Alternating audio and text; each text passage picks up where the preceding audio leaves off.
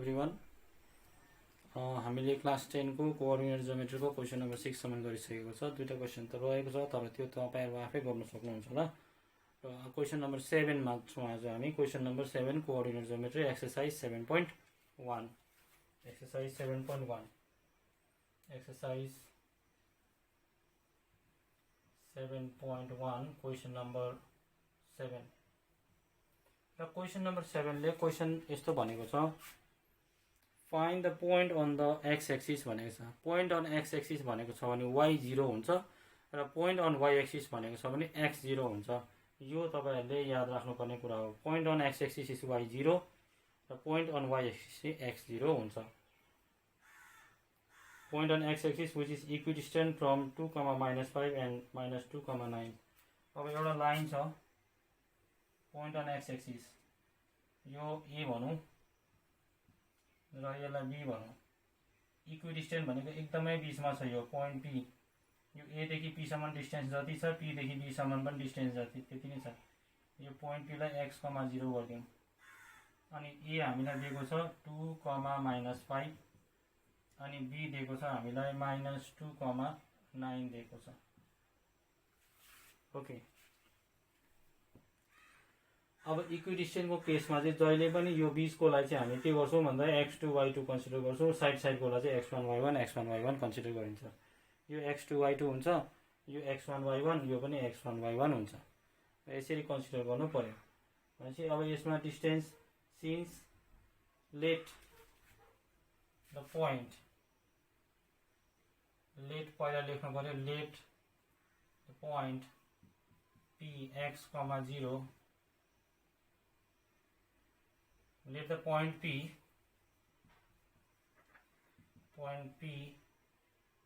be x, 0 which is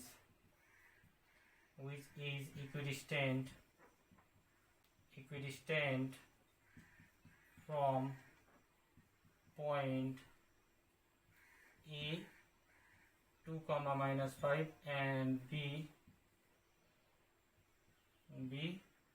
-2, 9। र यो a र b देखि एकदमै इक्वल पोइन्टमा छ। a र b देखि यो एकदमै इक्वल पोइन्टमा छ p।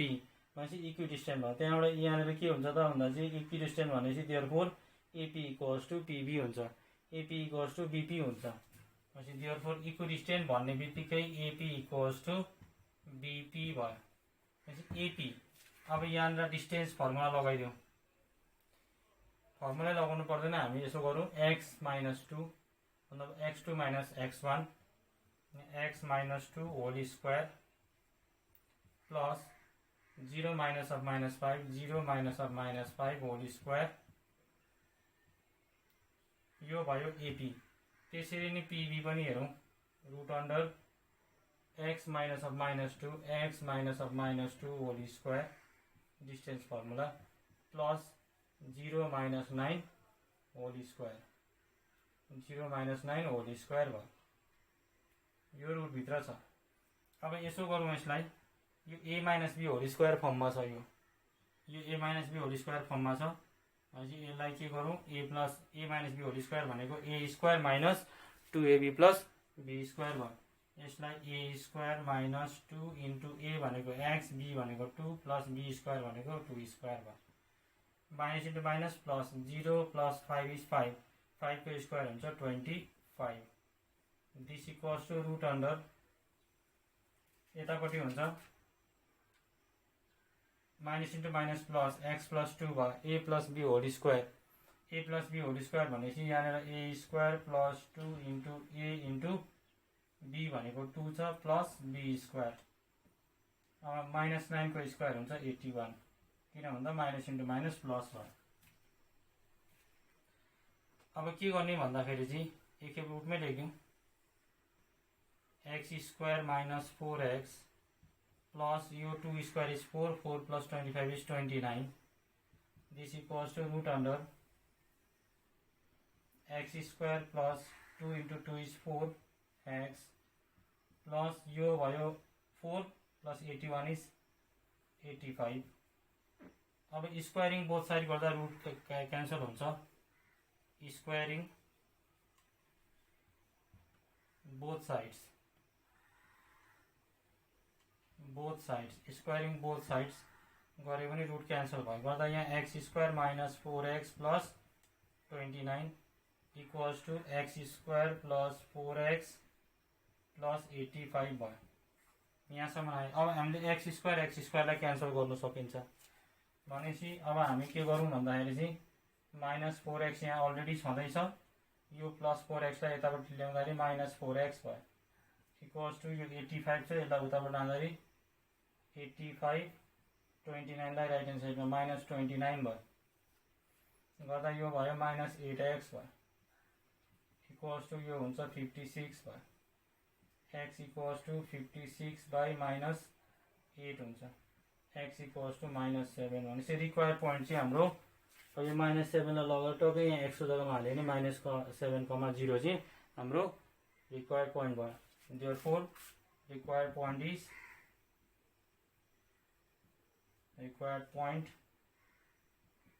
px, 0 equals to minus 7,0 भयो। यो चाहिँ इक्विडिस्टेन्ट को केस हो। अब हामी क्वेशन नंबर 8 गर्छौं।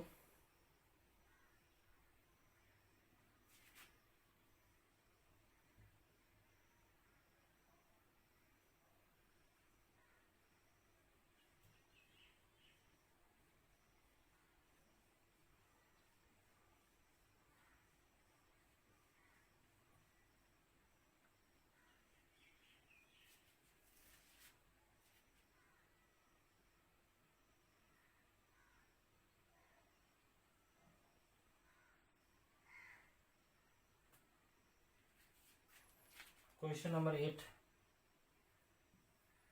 नंबर 8 में हाम्रो क्वेश्चन छ find the value of y which the distance between the point p र यहाँनिर भनेको छ find the value of y को भ्यालु क्याल्कुलेट गर्नु भनेको छ र पोइन्ट p दिएको छ हामीलाई 2, -3 अनि q दिएको छ हामीलाई 10, y दिएको छ भनेपछि इज डिस्टेन्स इज 10 युनिट्स यसको डिस्टेन्स दिएको छ डिस्टेन्स गिभन छ हामीले y को भ्यालु क्याल्कुलेट गर्नुपर्ने छ बाइ युजिङ डिस्टेन्स फर्मुला। अब हामीलाई दिएको छ pq equals to solution pq equals to 10 unit दिएको छ। अब यहाँनिर फर्मुला लगाइदिउँ डिस्टेन्स फर्मुला pq को distance formula x2 minus x1 whole square plus y2 minus y1 whole square equals to 10। अब x2 भनेको 10 भयो root under 10 minus 2 whole square plus y minus of minus 3 whole square। हामीले y को value calculate गर्नु पर्ने छ यो 10 भयो। अब यो भयो root under 8 square plus y plus 3 whole square भयो इक्वल्स टू 10 भयो। स्क्वायरिङ बोथ साइड गरिदिउँ स्क्वायरिङ बोथ साइड गर्दाखेरि यो 8 स्क्वायर भयो रुट हट्यो plus y plus 3 whole square हुन्छ इक्वल्स टू यो हुन्छ स्क्वायर गर्दा 100 यो 100 भयो। अब हामी के गर्छौं भन्दा 8 लाई 64 लेख्छौं 8 को स्क्वायर 64 यो a plus b whole square a square plus 2 into a भनेको y b भनेको 3 प्लस 3 स्क्वायर इक्वल्स टू 100 भयो। अब 64 यो 64 प्लस यो 3 स्क्वायर भनेको 9 plus y square plus 2 into 3 6y equals to 100 भयो। अब त्यसरी नै 64 plus 9 is 73 plus y square plus 6y equals to 100 भयो। अब y स्क्वायर लाई पहिला लेखौं प्लस 6y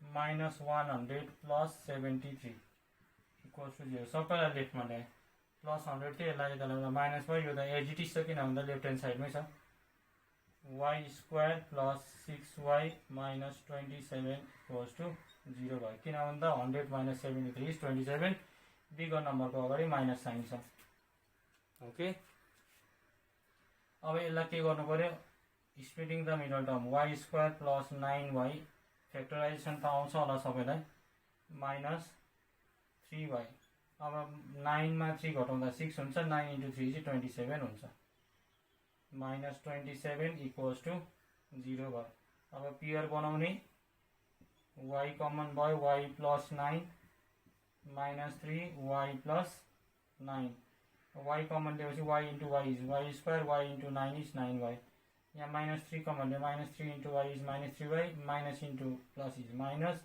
3 9 27 इक्वल्स टु 0 भयो अब हामीले फेरि y प्लस 9 कमन भेट्दैछौँ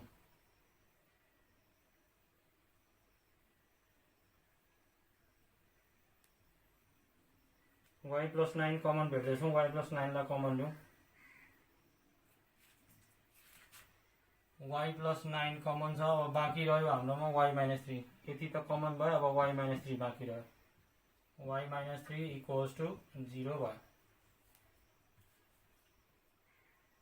अब y minus 9 equals to 0 y minus 3 equals to 0 y equals to -9 y equals to 3 भनेपछि possible value of y are therefore possible values of y are -9 and 3 -9 र 3 चाहिँ possible value of y हुन्छ